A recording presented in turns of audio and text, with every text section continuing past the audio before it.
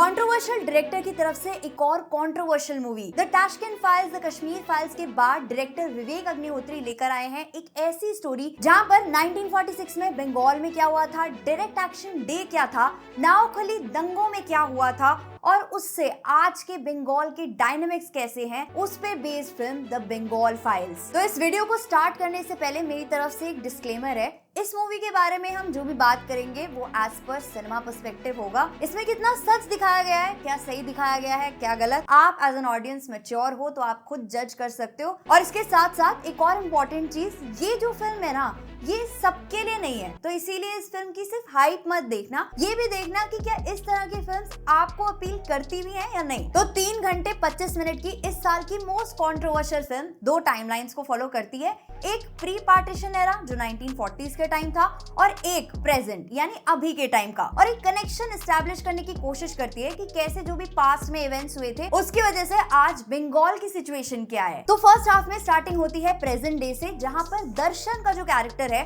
वो एक IAS officer है एंड जिसका ट्रांसफर बंगाल हो जाता है, वो भी एक मिसिंग लड़की के केस को इन्वेस्टिगेट करने के लिए। वहां पर उस लड़की के केस पे कोई कार्रवाई नहीं हो रही, वो भी इसीलिए क्योंकि उसकी वजह से दंगे भड़क सकते हैं। और उस केस से रिलेटेड ही एक ओल्ड लेडी भी है जिसके थ्रू पास्ट की टाइमलाइन को कनेक्ट किया जाता है, जहां पर एक हिस्टोरिकल इवेंट को कैप्चर किया जाता है जो बंगाल की हिस्ट्री का एक डार्क चैप्टर है। पार्टीशन से पहले बंगाल में जो हॉरिफिक दंगे हुए, कैसे 40,000 लोगों का मास जेनोसाइड हुआ, एक सीन है पिक्चर में जहां पर एक इंसान को लिटरली बीच में से फाड़ा गया है, मतलब उसके 2 टुकड़े किए गए हैं और वो दिखाया भी गया है। And mind you picture A rated है, लेकिन फिर भी वो सीन बीच में कहीं पर भी कट नहीं होता, जिससे मुझे ये भी लगा कि हाँ, सीबीएफसी किस हिसाब से सेंसर करती है किसी पिक्चर को, क्योंकि रिसेंटली बागी 4 ए रेटेड, लेकिन फिर भी उसमें 23 कट्स लगाए गए थे, बट वो एक सेपरेट टॉपिक है, उस पर बाद में बात करेंगे। लेकिन इस मूवी में जो ब्रूटैलिटी के सीन्स दिखाए हैं, एक सीन में प्रॉपर सर को कटते हुए दिखाया है और फिर बाद में उस कटे हुए सर को भी दिखाया है। इसके अलावा एक वन टेक शॉट है दंगा फसाद का, कम्युनल राइट्स का, जहाँ पे लूटमार हो रही है, लोगों को लिटरली काटा जा रहा है। एक सीन है जहाँ पर लाशों को हुक से टांगा हुआ दिखाया गया है। एक और सीन है सिमरत कौर का, जहाँ पर वो माँ दुर्गा वाला फ्रेम क्रिएट होता है। जो शॉक वैल्यू ये सीन्स देते हैं, बोल्डेस्ट फिल्म अगर इसको कहा जाए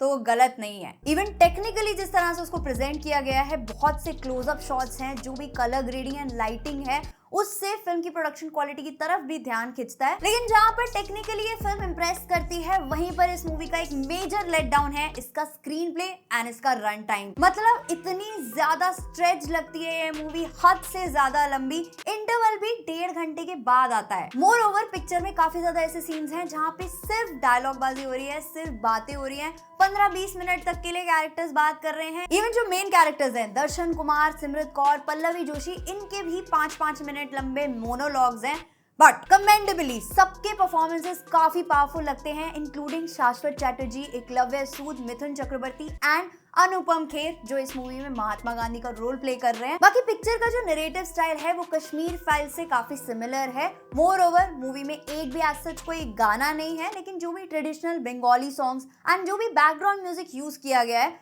वो काफी फिटिंग और इम्प्रेसिव लगता है। बस एक चीज मुझे फील हुई, जो भी शॉकिंग और ब्रूटल सीन्स थे, कहीं कहीं पे वो ज्यादा ही एक्सटेंड हो जा रहे थे, बहुत लंबे खिंच रहे थे, तो वहां पे ऐसा फील होता है कि हाँ, उनकी जो शॉकिंग वैल्यू थी उसका इम्पैक्ट थोड़ा कम हो जा रहा था। इवन कुछ डायलॉग्स और कुछ सीन्स ऐसे हैं जो कुछ लोगों को सुनने में कंट्रोवर्शियल और अनकंफर्टेबल भी लग सकते हैं, कुछ लोगों के आइडियोलॉजीज के साथ क्लैश भी कर सकते हैं। तो मेकर्स का क्या पॉइंट ऑफ व्यू है हिस्ट्री के इस डार्क चैप्टर को लेके, वो डिपिक्ट होता है। जैसे काफी सीन्स में बार बार एक ही चीज पर एम्फेसाइज करने की कोशिश दिखती है कि अगर हिंदू मुस्लिम है तो वी द पीपल या ट्रूली इंडियंस कौन है। इवन कहीं कहीं पर कुछ कॉन्वर्सेशंस कंफ्यूजिंग भी फील हो रही थी, तो वहां से समझ में आता है कि हाँ, इस पिक्चर पे इतना बवाल क्यों हो रहा है। पर हाँ, ये एक ऐसी मूवी है जो लोगों को ऐसे इंसिडेंट से कन्फ्रंट कराती है, फिर चाहे ऐसे इंसिडेंट्स को इमेजिन करना कितना ही अनकंफर्टेबल क्यों ना हो, और शायद जिस टॉपिक को कभी किसी फिल्म मेकर ने एक्सप्लोर तक करने की भी हिम्मत ना करी हो। पर एट द सेम टाइम ये एक ऐसी फिल्म भी है जिससे हीटेड डिबेट्स हो सकती हैं।